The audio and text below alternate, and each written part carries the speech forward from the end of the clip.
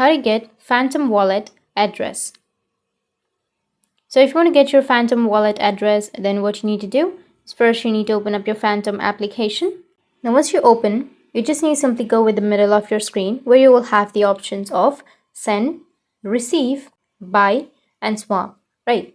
So if you want to get your Phantom Wallet address, what you need to do is just simply tap on receive option. Once you tap on receive here, you will have a lot of options. In my case, I have 6 options. You might have less or more options. So on the right side, you will have 2 options. One is for the QR code and the other one is to copy. You can simply go with any option that you're comfortable with. I'll simply choose the first one, which is Solana, and you need to go and copy it.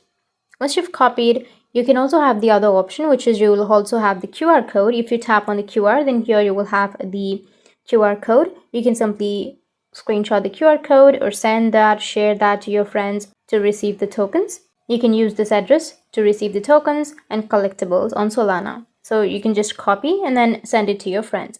That's how you can get your Phantom Wallet address. And if you have any questions, feel free to comment below. Thanks for watching.